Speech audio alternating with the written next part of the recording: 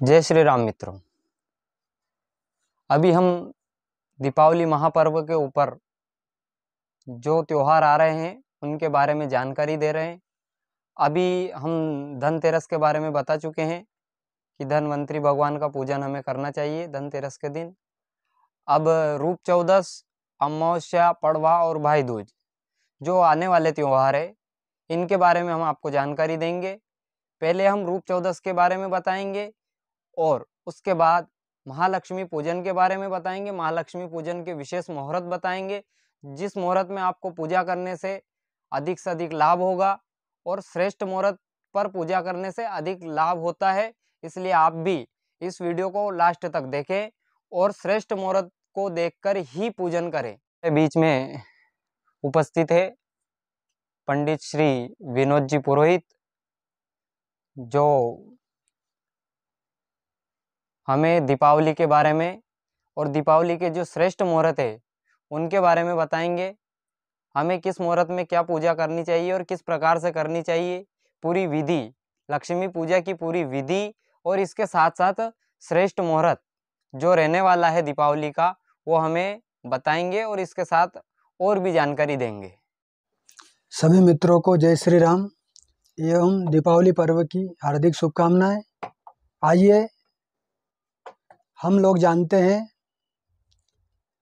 नरक चतुर्दशी जो आज 11 तारीख शनिवार को मनाई जा रही है। तो मेरा सभी से निवेदन कि नरक चतुर्दशी जो होती है वो यमराज को प्रसन्न करने के लिए होती है। सभी एक 4 मुंह का दीपक आटे का बनाएं, जिसमें तेल डालें। उस दीपक को आप आपके दरवाजे के बाहर दक्षिण दिशा में जा कर के रखें और वो दीपक जो है यमराज की प्रसन्नता के लिए लगाया जाता है। इस दीपक के लगाने से हमारे पितृ भी प्रसन्न होते हैं, यमराज प्रसन्न होते हैं, अतः हमारे घर में किसी भी प्रकार की अकाल मृत्यु नहीं होती है। इस दीपक के लगाने से पूरे साल हमारा परिवार सुख शांति से रहता है। इसलिए दक्षिण दिशा में ये 4 मुंह का दीपक आप अवश्य लगाएं एवं भगवान यमराज से प्रार्थना करें कि हमारे घर में किसी भी प्रकार की किसी की भी अकाल मृत्यु ना होवे। एवं उसके निमित्त चावल का दान भी होता है जो हम लोग वहाँ पे बोल सकते हैं और सुबह किसी ब्राह्मण को या किसी गरीब को हम दान कर सकते हैं। चतुर्दशी के दिन ये यमराज के लिए दीपदान अवश्य करें। दीपदान का जो समय है वो शाम को 6 बजे से लगा करके और 7:15 बजे तक का है शनिवार को। बाद में जो है आप उसको 9 बजे से रात्रि में 10:30 बजे के बीच भी कर सकते हैं। और ये दीपक आपको दक्षिण दिशा में ही लगाना है। और सुबह जब आप उठते हैं तो 5:30 बजे से लगा करके सुबह ब्रह्म मुहूर्त में आप जो है तिल का तेल पानी में मिलाएं, उससे स्नान करें। इससे आपके घर में अकाल मृत्यु नहीं होगी, अन्यथा आपका जो स्वास्थ्य रहेगा वो भी स्वस्थ रहेंगे आप तिल का तेल से स्नान करने से। एवं आप 3 अंजलि यमराज के नाम का तर्पण करें, जिसमें ओम यमाय नमः, यमाय नमः, यमाय नमः, इस प्रकार भगवान यमराज का तर्पण करें और उनसे प्रार्थना करें। इस प्रकार से ये नरक चतुर्दशी को आपको क्रम करना है। जैसा कि हम लक्ष्मी पूजन तो प्रतिवर्ष करते आ रहे हैं, हर वर्ष करते हैं। हो सकता है हमसे कोई त्रुटि हो जाए, उसके बाद में आप कर रहे हैं, किसी भी कोई भी पूजन करते हैं, कोई भी अनुष्ठान करते हैं, उसके लिए सर्वप्रथम मूर्त होना अनिवार्य है। मूर्त जितना अच्छा मूर्त होगा उतना अच्छा हमको उस चीज़ का फायदा मिलेगा। जो भी हम करते हैं उसका हमको जो फायदा चाहिए वो मिलता है। इसलिए मेरा निवेदन है कि पूजन विधि सुनने के बाद आप मूर्त का भी ध्यान रखें बाद में हम आपको मुहूर्त के बारे में बताएंगे, कौन से समय कौन सा मुहूर्त रहेगा। पहले हम आपको विधि बता रहे हैं कि आपको लक्ष्मी पूजन कैसे करना है, उसके बाद आपको मुहूर्त बताया जाएगा। तो आप जैसे ही लक्ष्मी पूजन की तैयारी करते हैं, उसमें आपको एक बाजोट लेना है, जो उसके ऊपर वस्त्र लगाए, आप पीला वस्त्र लगा ले, आप लाल वस्त्र लगा ले। वस्त्र के ऊपर चावल रखे, चावल के ऊपर एक कलश भी रखे, कलश में जल भरे, आम के पत्ते उपलब्ध हो, आम के पत्ते नारियल रखे, कलश के ऊपर स्वास्तिक बनाए। उसके बाद लक्ष्मी जी का, आपके पास चांदी का जो सिक्का होता है कुबेर लक्ष्मी वाला, वो रखे। लक्ष्मी जी की प्रतिमा, फोटो हो, तस्वीर हो, या आपके पास मूर्ति हो, उसको भी रखे। साथ में गणेश जी की प्रतिमा रखे, और उसके सामने दीपक लगाना है। एक दीपक आपको गाय के घी का लगाना है। गाय के घी के दीपक लगाने से क्या होता है, हो सकता है आपके ऊपर कर्ज हो, वो कर्ज उतर नहीं रहा है, तो हम जब लक्ष्मी पूजन के दिन गाय के जो शुद्ध घी मिल जाए, उससे अगर दीपक लगाते हैं तो क्या देखते हैं, शीघ्रता से हमारा कर्ज मुक्ति होती है।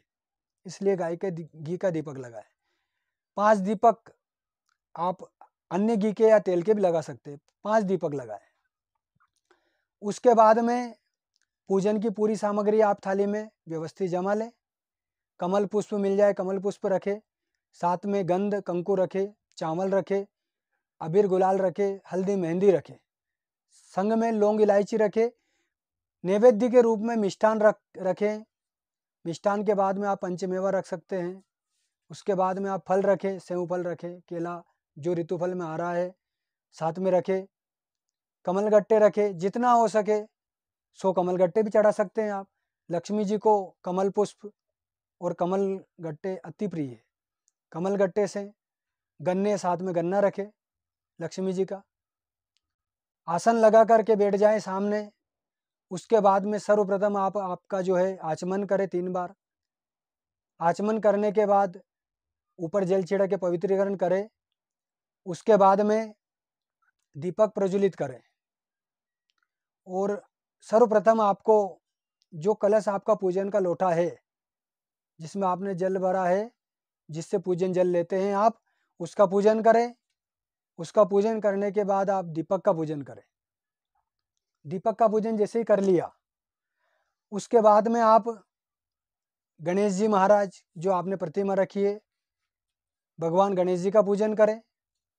गणेश जी के पूजन के बाद में आपको भगवान कुबेर का भी पूजन करना है, क्योंकि जो धन के मेन जो माने जाते हैं, देवता माने जाते हैं, वो कुबेर माने जाते हैं। क्योंकि हम कहते हैं बैंक में जाएं तो कैशियर ही केस गिनता है, इस प्रकार से मैनेजर साइन कर देता है, किंतु पैसा कैशियर देता है। इसी प्रकार हमारे धन के कुबेर है, वही हमको पैसा देते हैं। भगवान कुबेर का पूजन करें। कुबेर पूजन करने के बाद में आप माता लक्ष्मी जी का पूजन करें। और माता लक्ष्मी जी का पूजन करते हुए हो सकता है आपको और कोई मंत्र नहीं आए, किंतु आप ओम श्रियम श्रिये नमः इस मंत्र को बोले। माता लक्ष्मी का पूजन आप किया, जो आपने नैवेद्य था, गन्ना था, कमल गट्टे थे, सब माता लक्ष्मी जी को अर्पण करें। इस प्रकार माता लक्ष्मी जी का आप पूजन करें। उसके बाद में आपको जो है देली का पूजन करना है। देली पे विनायक पूजन होता है, देली विनायक पूजन करें। और देली विनायक पूजन के बाद दावत पूजन करें। पहले दावत चलता था जिसमें से साई ली जाती थी, अब नहीं मिलता है, तो आप महाकाली का पूजन करें दावत रूप में। उसके बाद आप जो है लेखनी का पूजन करें। लेखनी पूजन जो आप पेन जिसको कहते हैं लिखने में काम आता है, लेखनी का पूजन करें। और लेखनी का पूजन करने के बाद में आप तुला का पूजन करें, तराजू जिसको कहते हैं हम, तराजू का पूजन करें। उसके बाद में लास्ट में आप दीप मालिका का पूजन करें। जो दीपक आपने लगाए हैं, 4 दीपक तेल के लगा दिए आपने, एक घी का लगाया जो गाय के घी का, इस प्रकार से 5 दीपक, आप 11 दीपक भी लगा सकते हैं। आपकी ये श्रद्धा है, आप 51 दीपक लगा सकते हैं, 108 लगा सकते हैं, ये आपकी श्रद्धा है। उसके बाद में लास्ट में आप दीप मालिका का पूजन करें। दीप मालिका का पूजन करने के बाद माता लक्ष्मी से प्रार्थना करें कि ये महालक्ष्मी आप हमारे घर में स्थिर रूप से विराजमान रहें, क्योंकि लक्ष्मी जी जब समुद्र मंथन से प्रकट हुई थी तो उनके साथ में उनका भाई अमृत निकला था, उनका भाई जहर भी निकला था और उनकी बहन मदिरा भी निकली थी। तो लक्ष्मी जी कभी अकेली नहीं आती है। लक्ष्मी जी या तो अपने भाई अमृत को लेकर साथ में लेके आती है। अगर लक्ष्मी जी अपने भाई अमृत को साथ में लेके आई तो आपके घर में सुख शांति रहेगी, सभी जो व्यक्ति रहते स्वस्थ रहेंगे, सारा परिवार सुख में आनंद में रहेगा, हंसी खुशी रहेगा। और लक्ष्मी जी अगर अपने भाई जहर को साथ में ले आई तो क्या होगा कि आपके घर में रोज कलह होगा, लड़ाई होगी, झगड़े होंगे, आपके पैसे कोर्ट कचहरी अस्पताल में ज़्यादा लगेंगे। इसलिए और अगर लक्ष्मी जी अपनी बहन को साथ में ले आई तो घर में मदिरा पान करने वाले हो जाएंगे, मदिरा पान करेंगे तो बुद्धि खराब हो जाएगी, लक्ष्मी आना ना आना बराबर हो गया। इसलिए आप माता लक्ष्मी से प्रार्थना करें कि ये माँ लक्ष्मी आप अपने भाई अमृत को आपके साथ में लेकर आए और हमारे घर में सदैव वास करे और स्थिर लक्ष्मी हमारे घर में वास करे और हमें शुभ आशीर्वाद प्रदान करे। इस प्रकार का पूजन अर्चन करने के बाद आप माता लक्ष्मी से प्रार्थना करने के बाद आरती करें, पुष्पांजलि करें। इससे आपके घर में आरोग्यता प्राप्त होगी, आपका व्यापार बढ़ेगा और आपके घर में लक्ष्मी प्राप्ति होगी। और लक्ष्मी, स्थिर लक्ष्मी अगर आपको चाहिए, हम जो है लक्ष्मी जी को चाहते हैं, लक्ष्मी जी की प्राप्ति हम चाहते हैं, किंतु हम नारायण को भूल रहे हैं। अगर लक्ष्मी जी अपने पति नारायण के साथ में आएगी तो स्थिर लक्ष्मी रहेगी और घर में सुख समृद्धि रहेगी। इसलिए भगवान नारायण सहित लक्ष्मी का पूजन करें और पूजन करने में विशेष ध्यान रखें कि हमें हमारी पोशाक के ऊपर विशेष ध्यान रखना है। ऐसा नहीं कि 12 महीने हम पहनते हैं, चलो ठीक है, आप जींस पहनते हैं, शर्ट पहनते हैं, बेल्ट लगाते हैं, मोजे पहनते हैं, ठीक है, लेकिन 12 महीने में एक बार लक्ष्मी पूजन का आपको भगवान योग देता है, उसमें आपका सौभाग्य है। आप जो है उसमें अपनी जो सनातन की पोशाक चलती आ रही है, सनातन धर्म से पहले से, बीच में तो अंग्रेज छोड़ गए हमारे लिए पैंट शर्ट, इसलिए आप धोती कुर्ते में पूजन करें, मस्तक पर तिलक लगाएं और आसन बिछाकर ही पूजन करें, अपनी पोशाक में पूजन करें, क्योंकि छोटी छोटी चीज़ों का बहुत बड़ा फायदा होता है। इसलिए अपनी पोशाक का विशेष ध्यान रखें और स्थिर लक्ष्मी प्राप्ति के लिए स्थिर लग्न में पूजन करना अनिवार्य है।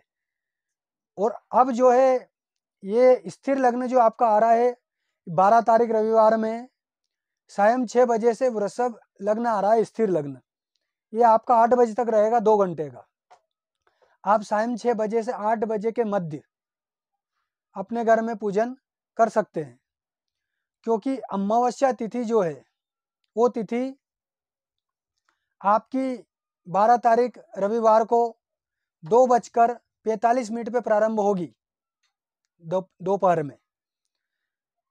जो लोग बाहर फैक्ट्री करते हैं, बाहर व्यापार उनका, जिनका शहर से बाहर है, रात में नहीं पहुंच सकते हैं, वो 2:45 से 3 बजे के मध्य जो दिन में पूजन करना चाहे वो लक्ष्मी पूजन, वहाँ अपनी फैक्ट्री की पूजन या और भी कोई धंधा आपका हो उसमें आप पूजन कर सकते हैं 2:45 से 3 बजे के मध्य। अब जो है शाम के समय आप जब आपके घर में लक्ष्मी पूजन करते हैं, वो स्थिर लग्न आ रहा है वृषभ लग्न, जो मैंने अभी बताया आपको 6 बजे से 8 बजे का, आप इस वृषभ लग्न में पूजन कर सकते हैं। उसके बाद में दूसरा जो स्थिर लग्न है वो स्थिर लग्न आएगा सिंह लग्न, और वो सिंह लग्न जो आएगा उसका समय रहेगा आपको 12:27 रात में, 12:27 से 2:38 तक रहेगा वो रात्रि में। तो आप ये स्थिर लग्न सिंह लग्न में भी आपका पूजन कर सकते हैं। उसके बाद में बहुत सारे जो हमारे लोग रहते हैं वो चौगुड़िया से भी पूजन करते हैं, बन सकता है। तो स्थिर लक्ष्मी अगर आपको चाहिए तो स्थिर लग्न में पूजन करें, जो मैंने आपको दोनों स्थिर लग्न बताए हैं। उसके बाद में चौगुड़िया जो है आपका वो भी 6 बजे से आपका प्रारंभ हो जाएगा। तो 6 बजे से लगा करके आपका चौगुड़िया ये रहेगा 11:30 बजे तक रात्रि, इसमें आप पूजन कर सकते हैं। उसके बाद में रात्रि में एक और लाभ का चौगुड़िया आएगा बाद में, वो आएगा 3:47 से 5:24 तक, 5:24 तक रहेगा ये आपका चौगड़िया। इसलिए रात्रि में ये जो मैंने आपको मुहूर्त बताए हैं, इन मुहूर्तों में आप लक्ष्मी पूजन कर सकते हैं और माताजी का आशीर्वाद प्राप्त कर सकते हैं।